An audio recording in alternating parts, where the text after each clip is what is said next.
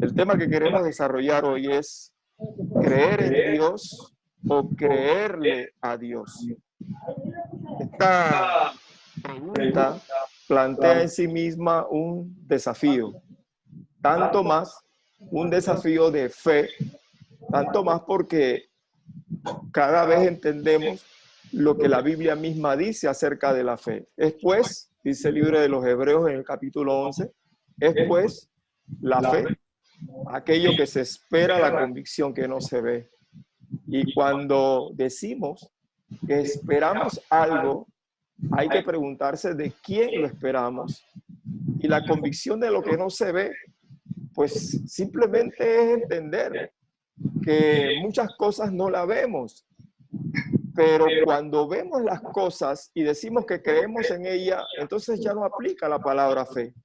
La palabra fe siempre aplica a aquellas cosas que particularmente no vemos, la convicción de lo que no se ve, así como dice la Sagrada Escritura. Ahora bien, ¿se ha preguntado usted alguna vez en el punto aquel de tomar decisiones? O sea, nosotros cada vez tenemos que tomar decisiones, todos los días tomamos decisiones. Lo que sucede es que muchas veces nuestras decisiones no les damos la importancia que ellas en sí mismas tienen, pero cada día tenemos que tomar decisiones. En ese sentido, ¿usted se ha preguntado alguna vez si usted cree en Dios? Yo he hecho esa pregunta un montón de veces a mucha gente y rápidamente la gente responde, sí, yo creo en Dios. Y qué bueno, ese es el principio. Pero cuando haces la segunda pregunta, ¿le crees a Dios? Ya no es tan fácil decir, sí, sí, yo le creo a Dios. Porque el creerle a Dios involucra muchas otras cosas que no involucra creer en Dios. Disculpen el planteamiento que parece filosófico, pero no lo es. No lo es. Yo quiero llegar a revisar el entretejimiento de lo que esto realmente significa, porque afecta nuestra conducta, afecta nuestras decisiones. Y si afecta nuestras decisiones, entonces afecta o tiene consecuencias en nuestra vida y en la vida de todos aquellos que nos rodean. Verán ustedes, ¿crees tú en Dios? Tú dices, sí, yo creo en Dios. Bueno, eso es fe. Creer en Dios es fe. Pero miren lo que dice Santiago, y quiero leerles lo que dice Santiago en el capítulo 2, porque él plantea un desafío a la gente que le escucha o a la gente que pueda leer estos textos. Santiago dice en el capítulo 2, verso del 14 en adelante, hermanos míos, ¿de qué aprovechará si alguno dice que tiene fe y no tiene obras? ¿Podrá la fe salvarles? Versículo 17. Así también la fe, si no tiene obras, es muerta en sí misma. Pero alguno dirá, tú tienes fe y yo tengo obras. Muéstrame tu fe sin obras y yo te mostraré mi fe por mis obras. Qué tremendo desafío. El primer planteamiento que él hace es que la fe sin obras es muerta. La pregunta que yo me hago es, ¿cómo es posible que yo tenga obras si mi fe es una fe etérea, es una fe nada más de la mente, es una fe nada más de costumbrismo, es una fe simbólica? ¿Esa fe me servirá para que esa fe produzca en mí obras? La respuesta es un gran no. Santiago estaba escribiendo a los judíos que estaban en la dispersión. Recuerden que en aquel año, primer siglo de la era cristiana, había habido una persecución tremenda de los cristianos y de aquellos que llamándose judíos honraban al Dios de la Biblia. Había persecución, pero especialmente contra los cristianos judíos que estaban en la dispersión. Así que Santiago escribía diciéndoles a ellos, ustedes lo que han hecho es sustituir las obras propias de la fe por una serie de ritos religiosos que han venido a reemplazarla y simplemente los pone contra la espada y la pared para decirles revisen bien su vida. Y yo creo que es una pregunta actual que cada uno de nosotros debe hacerse. La pregunta es, ¿creemos en Dios? Si la respuesta es sí, la siguiente pregunta es, ¿dónde están tus obras? Porque si no hay obras, entonces, dice Santiago, tu fe está muerta. Ahora, esto de cuáles son tus obras, no quiero que lo relacionemos justamente con hacer cosas. Esa es la tendencia. A ver, cuando yo te pregunto tus obras, de repente tú te preguntas, que, bueno, ¿cuánto dinero estoy dando a los pobres? ¿Cuánto estoy haciendo por los que no tienen nada? Digo, esa no es la pregunta que estamos haciendo. La pregunta, tus obras, tiene que ver con todo lo que hago en respuesta a lo que entiendo Dios demanda de mí. A ver, déjeme hacerle una ampliación del asunto. Si Dios te dijera en este momento, ve ahora, vende todo lo que tienes y dáselo a los pobres. Mira el planteamiento. Vende todo lo que tienes y dáselo a los pobres. Y de repente tú leíste eso en la Biblia y asumiste que Dios te estaba diciendo lo mismo, porque en el libro de los Hechos leía cómo los primeros cristianos vendían todo lo que tenían y lo daban a los pobres. Entonces tú dices, es que Dios me está diciendo eso a mí. ¿Cuál es el punto aquí? Que de repente tú comienzas a hablar con amigos, familiares, gente cercana a ti, y tú les dices, mira lo que entiendo que Dios me está diciendo, que vaya y venda todo lo que tengo y se lo dé a los pobres. ¿Qué te van a decir ellos? ¿Qué tú crees que te van a decir ellos? Por mucho que te quieran. Algunos te van a decir, oye, eso está interesante, bueno, ve y véndelo pues. Véndelo y dáselo a los pobres. Otros que también te quieren, te van a decir, eso suena locura, tú estás loco. ¿Cómo es posible que Dios te diga semejante cosa? Y otros que no se atreverán a decirte nada, se callarán la boca. Esas son las tres reacciones que vas a tener. Pero tú dices, Dios me dijo, ve y vende todo lo que tienes y dalo a los pobres. Lo que quiero decirte con esto es que esas obras de las que estamos hablando son una respuesta directa y personal a lo que Dios me está diciendo a mí. Es algo personal. Es decir, que si tú ves que alguien, producto de lo que Dios le está diciendo, da $10,000 en la Teletón, por decirte alguna cosa, y tú nada más puedes dar $10, Dios no te va a juzgar porque tú diste 10 y el otro dio 10,000. Dios no mira ese tipo de cosas. De repente el que dio 10,000 podía haber dado 1,000,000 y tú nada más podías dar 1, pero diste 10. No sé si me explico. O sea, Dios juzga y mira las obras en respuesta de nuestra fe, tal cual Él nos reveló y nos mostró de manera personal. Así que es un asunto personal. Por eso es que el apóstol Santiago dice, la fe sin obras es muerta. Porque presume que todos nosotros, los que hemos creído en Dios, tenemos la facultad de permitirle a Dios que por esa fe desarrolle en nosotros obras. Ahora bien, cuando hablamos de obras, entonces, estamos presumiendo que el significado es lo que tú haces de manera personal en respuesta a lo que ya Dios te dijo. Quiero afirmar ese concepto. Quiero afirmar el concepto porque si no, si lo dejamos así, que la fe sin obras es muerta y vaya, lo dejamos para que todo el mundo piense lo que le dé la gana. Entonces, tenemos una especie de batido.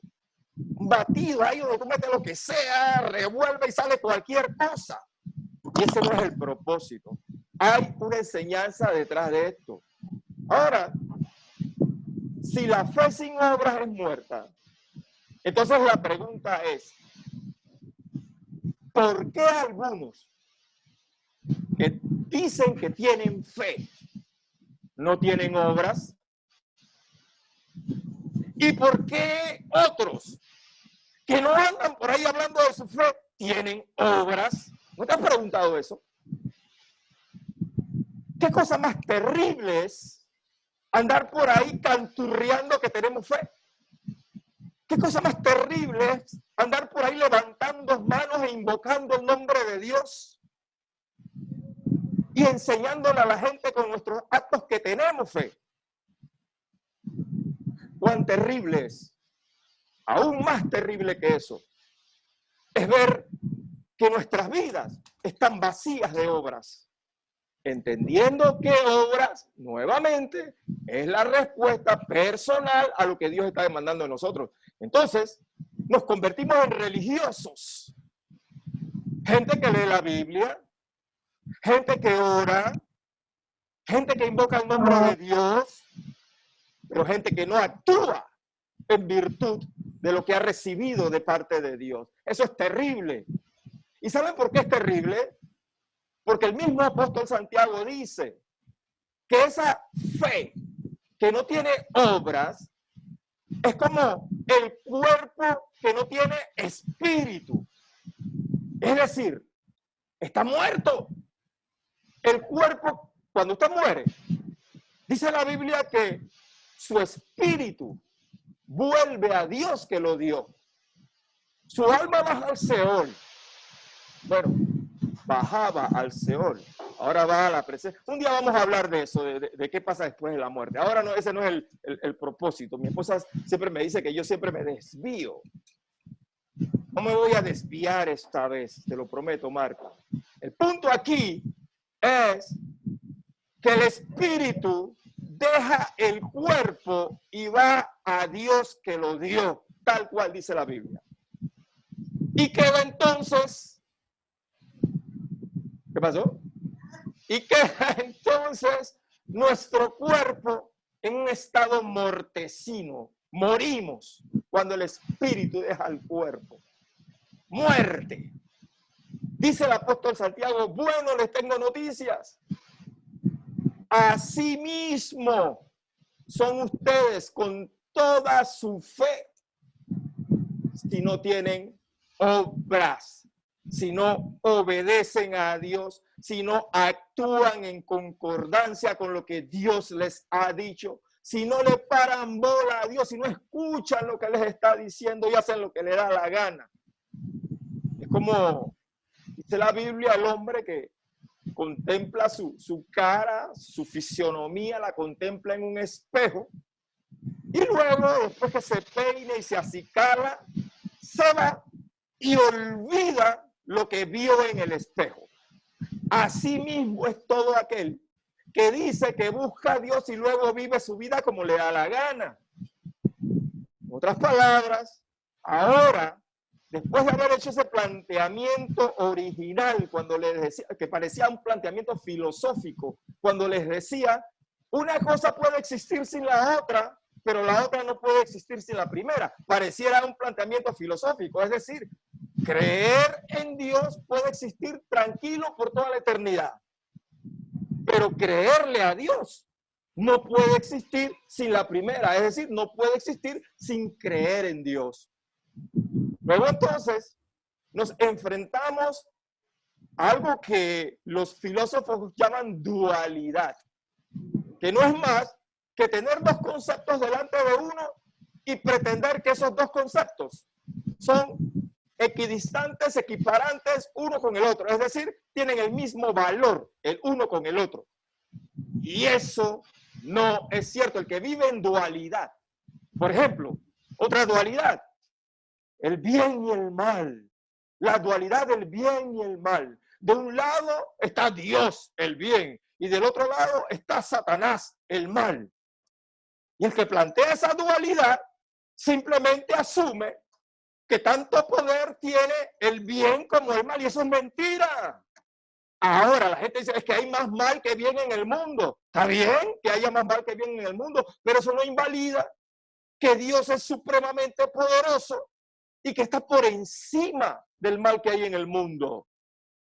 Entonces, No hay ninguna dualidad. Y la gente que vive en dualidad, yerra, se equivoca, porque considera la palabra de Dios cuando viene a él o a ella, viene y dice, oye, eso está interesante, suena bien. Y la toman como poesía, pero de repente se enfrentan a la realidad de su vida y olvidan, así como el tipo este que se miró en el espejo, olvidan lo que Dios le dijo, y al olvidar lo que Dios le dijo, no tienen presente ni en cuenta lo que él dijo, y toman las decisiones de su vida y hacen lo que les da su gana. La Biblia está llena de esos ejemplos.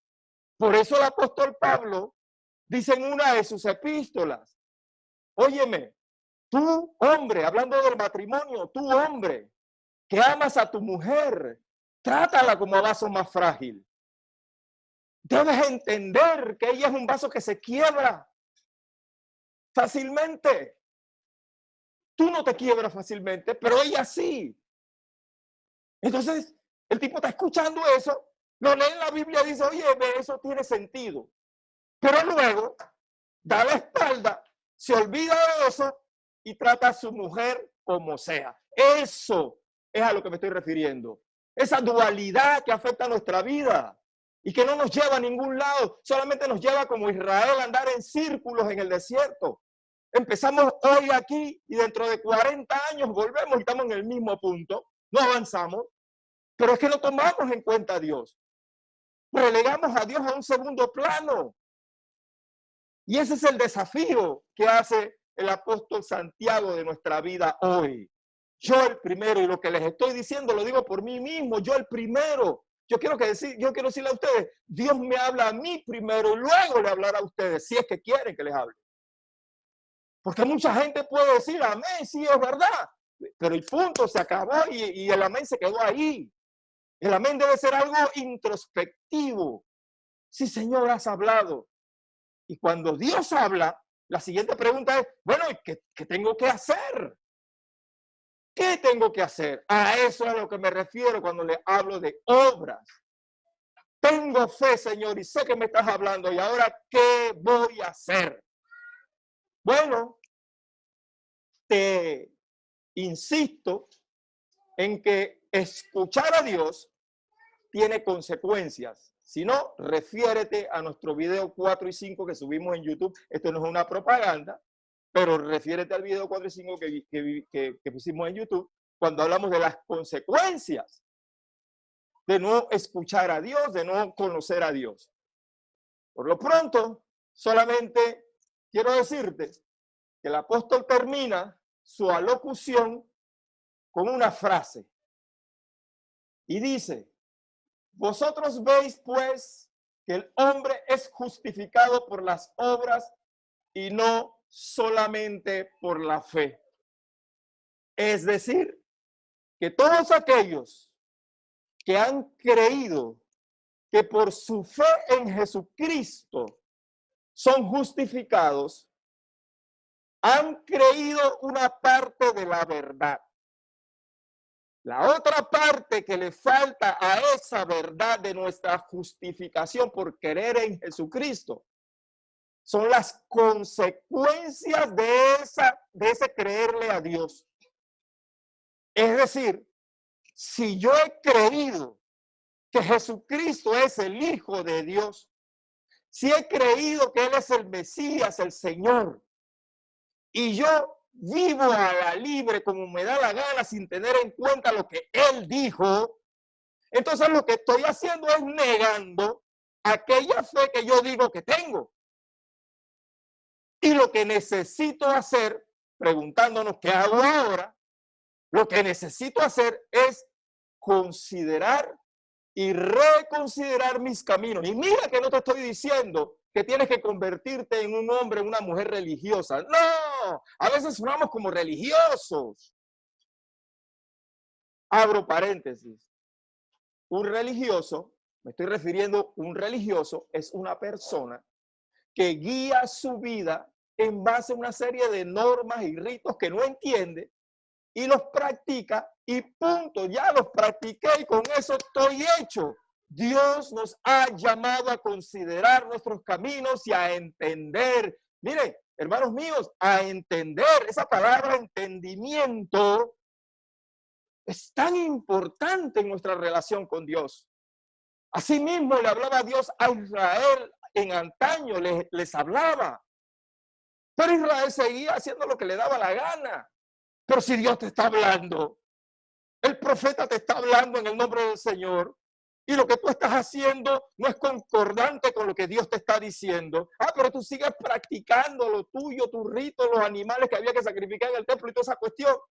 Y punto, lo demás ni siquiera había que considerarlo. A eso le llamo yo religiosidad. Yo no digo que la religiosidad es mala en sí misma, creo que es el principio de algo, ese temor por las cosas de Dios, por los ritos. Yo creo que eso forma parte de nuestra vida.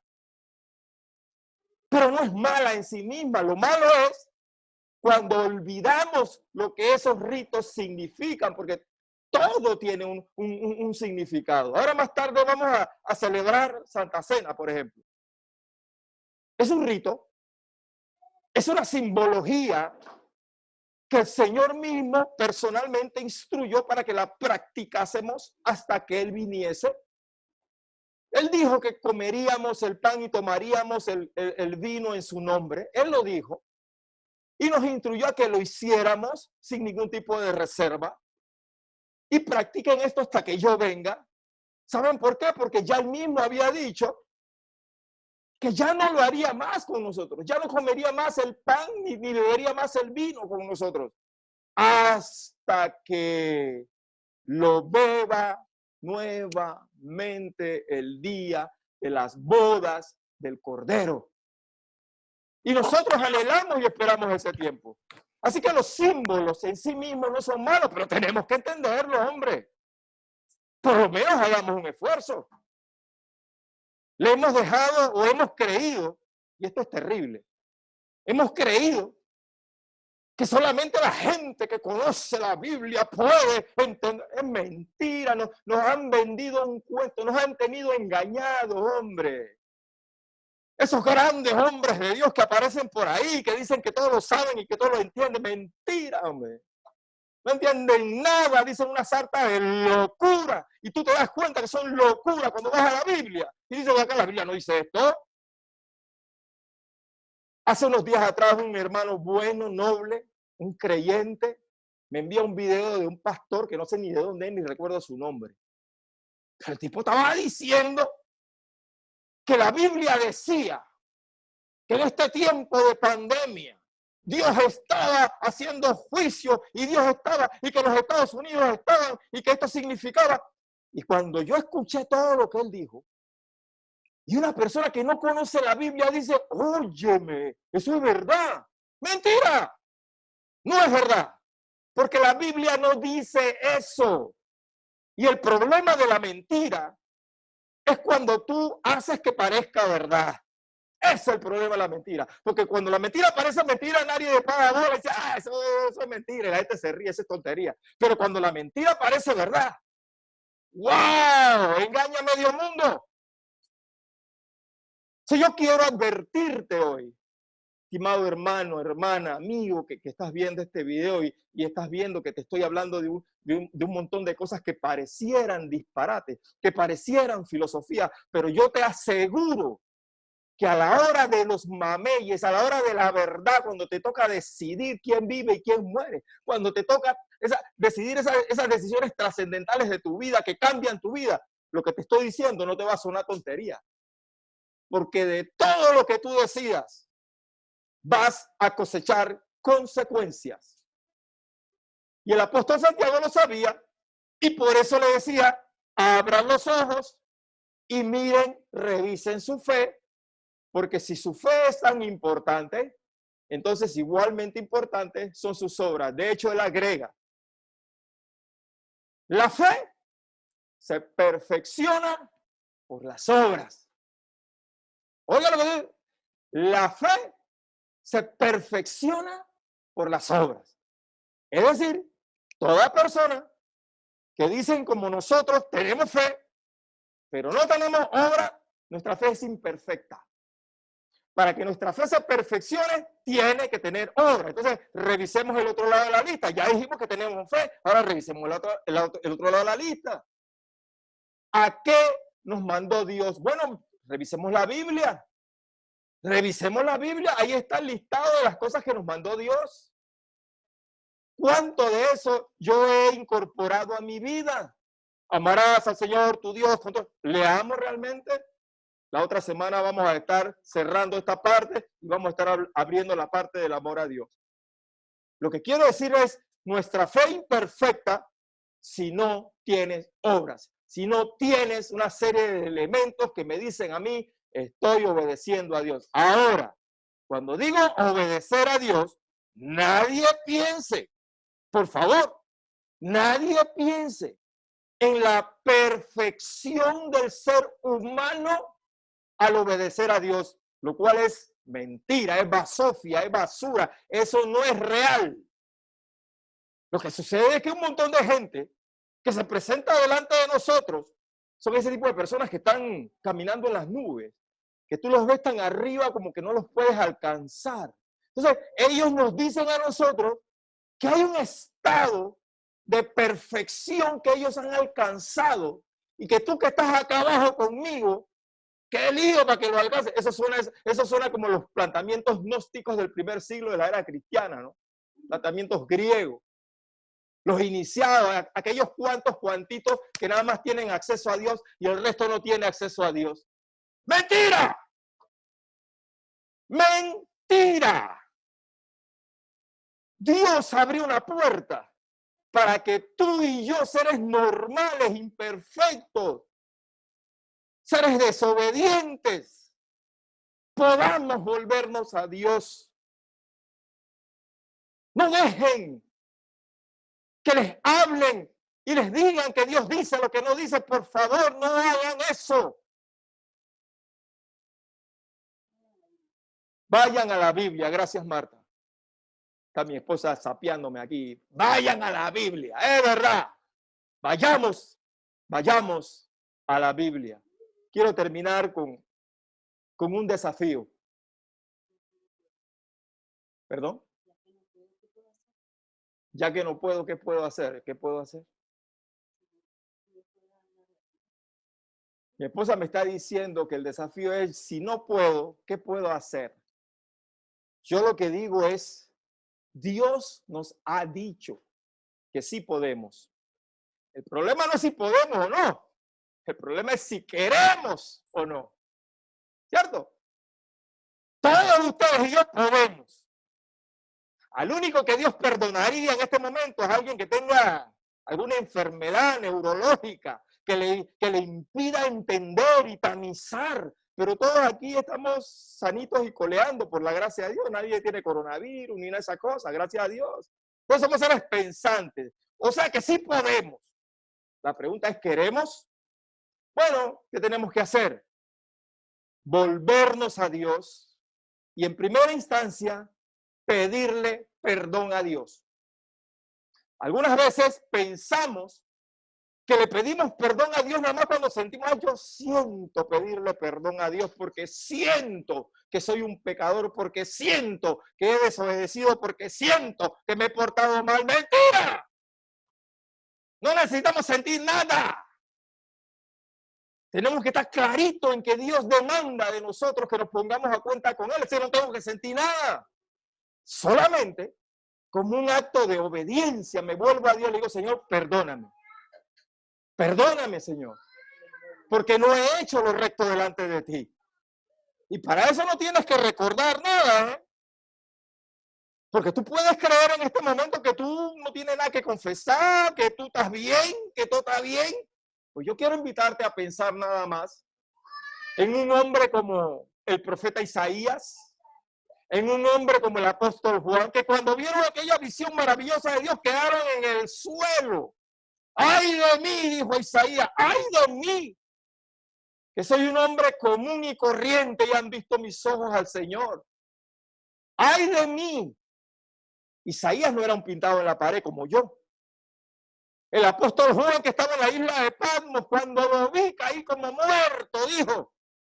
Ese no era un tipo pintado en la pared como yo.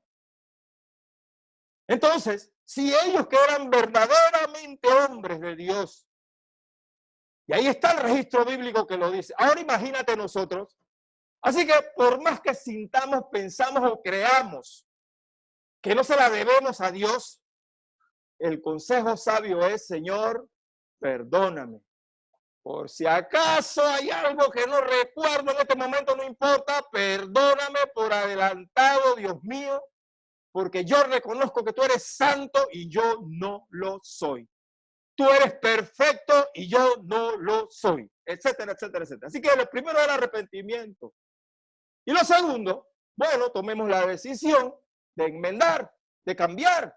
Abramos el corazón, permitamos al Espíritu de Dios que nos dé esa fortaleza y esa gracia para seguir adelante.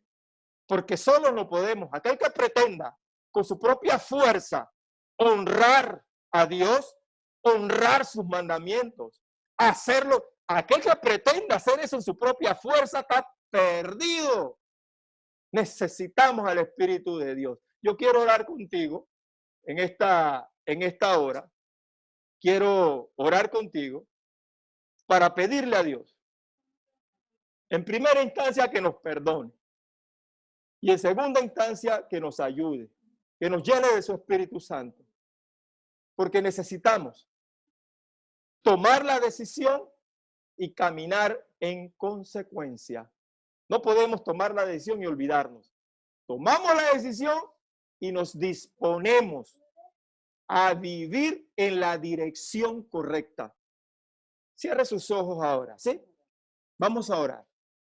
Nos presentamos, Señor, delante de ti. Tal cual somos, Señor, vasijas de barro. Tu palabra dice que cuando el barro se deformó, cuando el barro ya no dio los resultados que se esperaban, tú simplemente quiebras la vasija y la haces de nuevo.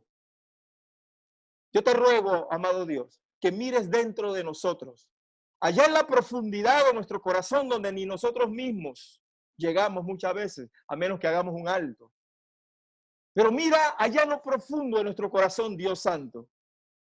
Si en nosotros tú puedes ver en este momento camino distorsionado, camino izquierdo, camino quebrado, camino que conduzca a la muerte y no a la vida. Mira, Señor, si hay eso en nosotros. Te lo ruego, Dios.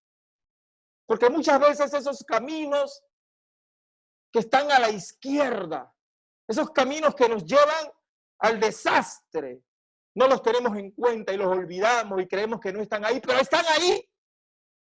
Y líbranos, Señor Dios nuestro, de esos caminos que nos son ocultos muchas veces y que nos obligan a desestimar lo que tú nos has dicho, como lo que nos estás diciendo hoy. Señor, quita eso de nuestro corazón, porque nosotros mismos no podemos.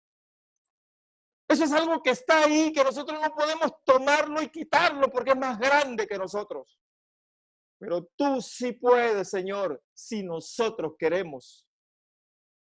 Por eso, Padre Santo, te damos permiso, mi Rey. Te damos permiso para que entres y deshagas de nosotros todo lo que tiene que ser deshecho. Rómpelo, Dios.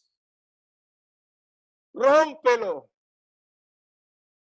Y haz de nuevo todo lo que tengas que hacer de nuevo. Así sea que tengamos que comenzar otra vez, Señor. No importa, comenzaremos. Pero hazlo de nuevo, Señor. Porque nuestra vida, el resto de nuestra vida, depende de las decisiones que hoy comencemos a tomar. De tal manera, Señor, que si no tomamos acción efectiva hoy, dentro de unos años estaremos nuevamente en el lugar de comienzo o quizá algo peor. Guárdanos, oh Dios. Ahora te ruego que nos llenes de tu Espíritu Santo. Entendiendo, Señor, que si te pedimos alguna cosa conforme a tu voluntad, tú nos oyes. Y cuando tú oyes lo que te pedimos conforme a tu voluntad, lo haces. Así que entendemos que ya no solamente nos perdonas, sino que nos llenas de tu presencia. Esa preciosa presencia que no entendemos muchas veces. Esa preciosa presencia que no tomamos en cuenta muchas veces. Esa preciosa presencia que estamos tan lejos de comprender muchas veces, pero que está allí, porque nuestra fe nos dice que el justo vivirá por fe. Tú estás allí, Señor. Por eso nos volvemos a ti hoy, nos abrazamos a ti. Bendito sea tu nombre. Gracias por llenarnos. Gracias por enderezar nuestra senda. Gracias por este momento especial, Señor, que nos has dado. Que estoy seguro que si nos volvemos a ti de verdad, con decisión, y te abrazamos con todo el corazón, momentos como estos en que oramos y nos volvemos a ti, cambian la vida. Yo recuerdo, Señor, en más de 42, 43 años que tengo de conocerte, cuántas veces he llegado a momentos como estos y han cambiado mi vida. Y yo espero que el que hacemos hoy, este acto, también cambie nuestra vida. Ayúdanos, Dios. Ayúdanos por amor de tu nombre. Bendigo a todas estas hermosas personas que han tenido la oportunidad de conmigo compartir esto. Mi Rey, te agradezco mucho por tu grande misericordia, por tu grande bondad, por tu grande fidelidad.